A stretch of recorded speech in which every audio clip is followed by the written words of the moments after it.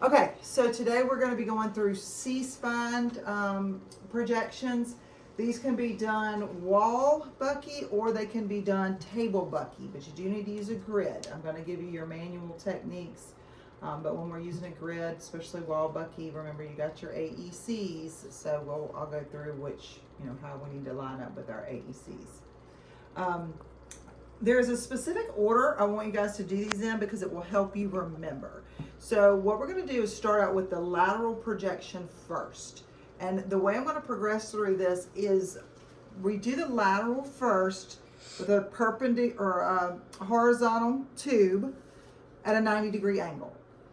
And then we're going to go to our obliques next, the AP obliques, and all we do is leave it at 72 inches and then put a 15 to 20 degree cephalic angle. So we make one change, and that's the increase of angulation.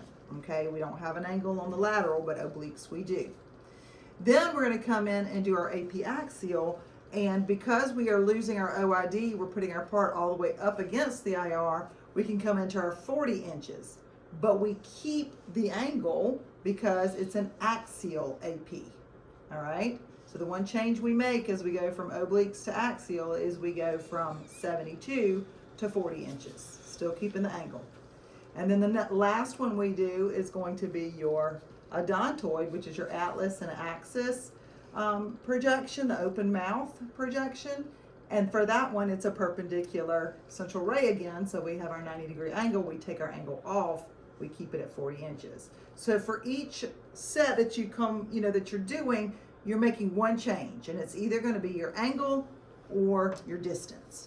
Always remember, if you can't remember in clinic and maybe you just forget everything, look at where your spine is. If you have a lot of OID from the spine to the IR, then you're going to have more what? SID, more distance to compensate for the difference in that OID, right? But if your spine is all the way up against the IR, then you can be right there at 40 inches because you don't have that OID.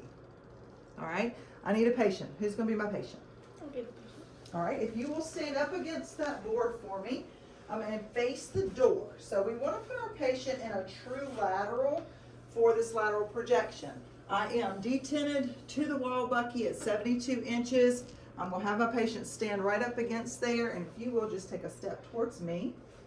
Feet are going to be shoulder width apart. Keep those toes on the same plane so you don't have a whole lot of rotation, okay? I'm going to go ahead and look for the midline of her neck. I'm coming in at about C4. C3 is where we have our hyoid bone. C4, C5 is where your thyroid cartilage or your Adam's apple is. So we're going to come right above the Adam's apple for our central ray. All right. And if you're doing 10 by 12 collimation, which we are, the top of your light should be at the top of her ear. All right, so I can tell I need to come up just a little bit to make sure I have the top of her ear included. Now, for this, my longitudinal line, I need to come right down her mastoid process. Do y'all remember where that is? Right behind your earlobe. So that longitudinal line, if I have her in a true lateral, find my light, where am I? I'm going to step you forward, take a small step. And I want this line to be coming right through her mastoid process. Make sure she's got her shoulder touching all the way up against the board. That'll help reduce some of the sway that you get, and having those feet shoulder width apart does that as well. For the lateral, if your patient doesn't have any injury and they are, maybe they've had pain for a while, but they're able to hold weights, we will use the weights because we really want to see C7T1, and to make that happen, we got to get those shoulders depressed as much as possible. So to do that, let's give them some weights. Are you okay to hold these weights? All right, I'm going to give them to you. And what I want you to do is once you get them, just let your shoulders relax as much as possible. Okay? All right. And make sure when I give her those weights, it's going to cause her to sway a little bit. So I'm going to make sure I put her back where I need her to be. She's still in a true lateral. Her chin is going to be up and out so that this angle of the mandible, which is called the gonian, it is not overlapping the body of the vertebrae. I also need to make sure that she's not tilting her head to one side and her shoulders not dipped down. Okay, I want her shoulders on the same plane, eyes forward, chin straight out. Okay. Breathing instructions for this. Also, guys, remember the AEC? Look here, see this AEC in the center? I want her spine to be right on top of it. So you need to look at that. You may have to move the patient's hair. Help me out, thank you. You may have to move the patient's hair to be able to see that I want to be right there, right on top of it. Okay.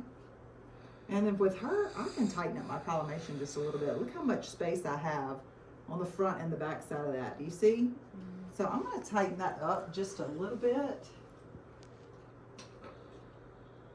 About right there. I'm going to put this marker right here.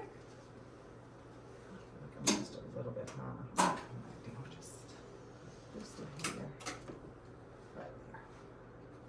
And then breathing instructions for her are going to be take a deep breath in, let it out, hold it all the way out, and let your shoulders relax. Beep. Then first thing I'm going to do, run as fast as I can, grab those weights from her because that's putting a lot of strain on her, right? And then she can breathe and relax, so don't move too much though. So that's your lateral, okay? 72-inch perpendicular coming into C4. For digital imaging, we're going to use 85 kVp 8 mass if we're doing a manual technique. Flexion and extension are two. Oh, let me tell you something about this real quick. What you want to see on this image, and you can turn around and look at this lateral right behind you. I'm looking for those zygapophyseal joints, which are going to be these spaces right there. Can y'all see them? And you're going to see the lower 5 cervical vertebrae, zygapophyseal joints on the lateral because they are sitting at a 90-degree angle to the mid-sagittal plane. So that's what I'm looking for. I want the spinous processes nice and out, and I want that chin jutted out. If I needed to do flexion and extension views, I could do those from this because it's the same exact setup as far as your equipment. All I have to do is get my patient to tuck your chin down to your chest, like that. Turn my light on. Thank you. I can't get it today. And then make sure I'm still over that AEC. That's going to be my flexion. That's opening up those spinous processes and giving me space in between them, okay? Keeping her in a true lateral, and I would take that image there. The extension, I'm going to get you to lean your head back and tilt your chin up. Extend the neck, closes up those spinous processes and the spaces in between them. Slide her forward there, and that would be my extension. Questions about those? Okay. Next, we're going to do our obliques. We're going to do the AP obliques. So from the lateral, what you're going to do is turn your patient 45 degrees.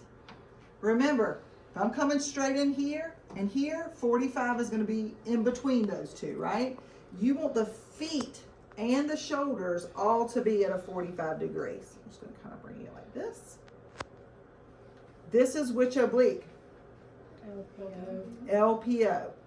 With your AP obliques, what you're going to see on your image is the intervertebral foramina on the side that is up. So I'm actually on my image looking at the right intervertebral foramina on the LPO oblique.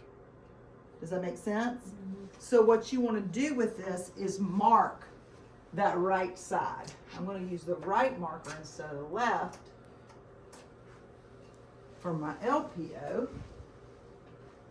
And I'm going to slide you, and I don't have her quite set up because I've got to put that angle. Can somebody put an angle on that tube for me of 15 to 20 degrees?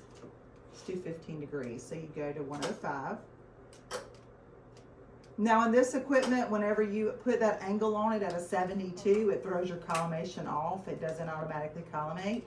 So what you'll do is you'll come in a little bit lower than the thyroid cartilage because you're angling through. So you'll come a little bit lower and then collimate down to the top of your ear. There you go.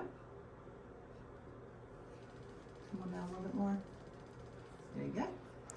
And then on your sides, 1 inch from the side of your neck. For all of these, patient could not have any eyeglasses on, earrings on, necklaces on, collared shirts can't be on, bra straps need to be out of the field of view. What else? If there's any, we talked about hair extensions, wigs. You also need to ask if there's any partials or implants or dentures that are removable in their mouth, because if there are, they need to take those out. You could put them in a cup, okay? Because when we do that odontoid, we got to make sure there's nothing in the mouth loose. So here, this is my LPO. I got my right marker. I'm going to make sure when I put that angle on, I adjust my Bucky to match my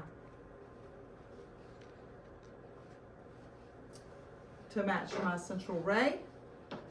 She is shielded. Bring you back just a little bit more. Okay. I want you to look the same direction as your feet and tilt your chin up just a little bit and out. I'm making sure I do not have that angle of the mandible overlapping the vertebral body. If you turn the head like this, you're going to cause overlap, okay? And it also twists the first and second vertebrae, so don't do that. Keep your face pointed in the same direction as the toes. That is the LPO, guys. Hold your breath, don't breathe, don't move, are your breathing instructions. So you put your marker over there? Because you're seeing the side up, we typically mark the side that's up, all right, for the APs. If I was doing the obliques PA, you got to know this. PA obliques, my angle goes from cephalic to caudal, okay? And what you're seeing with the PA are the side down instead of the side up. That's test registry. Got to know those, okay? So I'm going to show you the RPO. I'm going to put her right side up against there. Really up, just like that. Take this right marker off. This is the other AP. You got to do both obliques. And so we are going to just roll forward. Put my left marker over here, like this.